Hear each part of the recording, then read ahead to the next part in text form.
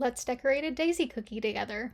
You're going to start this cookie either with your scribe or with an edible pen and just draw out the daisy shape. So we have a circle in the center. You definitely want to start with that. And then we're going to have 6 petals. So I just kind of went around to mark where I wanted each of my petals to be, and it still didn't work out all that great for me. Honestly, I probably should have created a template, but we're free-handed it. It's gonna turn out fine. We're making a daisy. How hard could a daisy be? Literally, children draw them.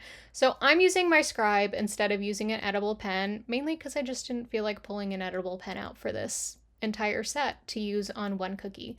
So I am carving into my cookie what this design is going to be, and I'm not going to worry too much on this being 100% perfect because this cookie is essentially 7 circles. So we can correct some things when it comes to the icing, like my last section being oddly huge and me looking at it like, what choice have I done?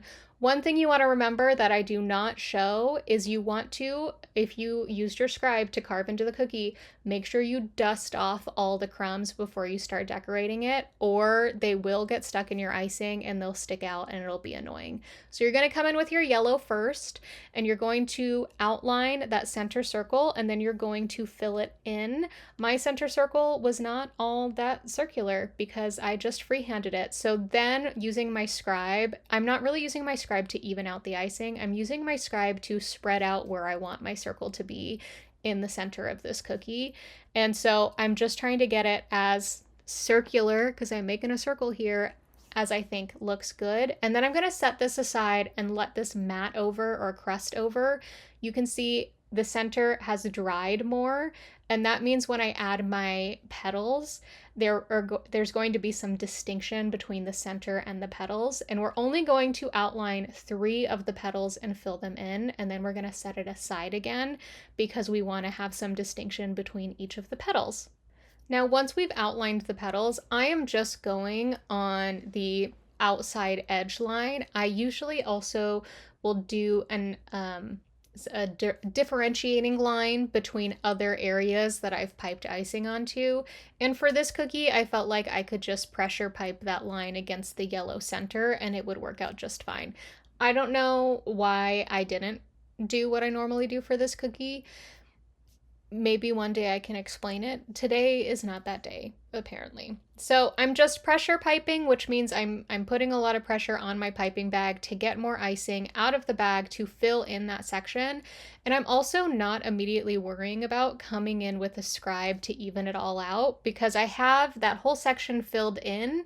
I feel like it's probably going to even out on its own, and you can kind of see it gently settling, and any ridges or extra areas are evening out. Now, if you have a section that isn't evening out, if it looks like it's really, really wavy, likelihood is you need to add more icing, but you can also come in with your scribe. The other issue might be that maybe your hybrid icing was a little too thick and so it's not evening out really nicely.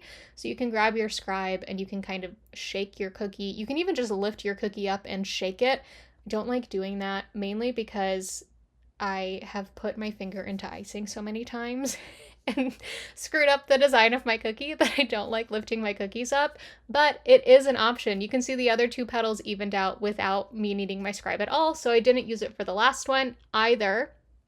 And then I set this cookie aside because we want to make sure there's some definition between our petals.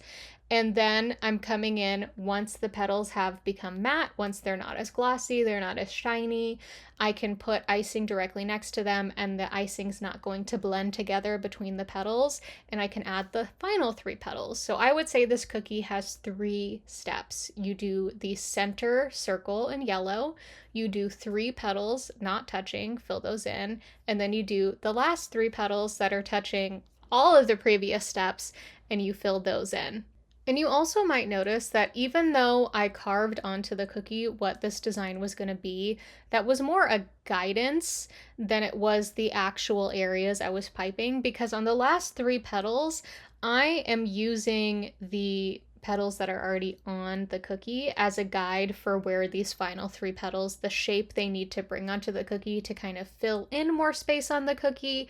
but also the edges of each of the petals are more flat because I don't want them to look like they're overflowing onto the cookie. And we're trying to fill in as much space and make sure it still is looking like a daisy in the end. And once again, not needing to pull out my scribe very much because the icing's evening out really nicely on its own to create our lovely daisy. The 5 cookies in this set are the disco ball, smiley face, bride, flower, and corset cookie. Give it a try. Let me know what you think.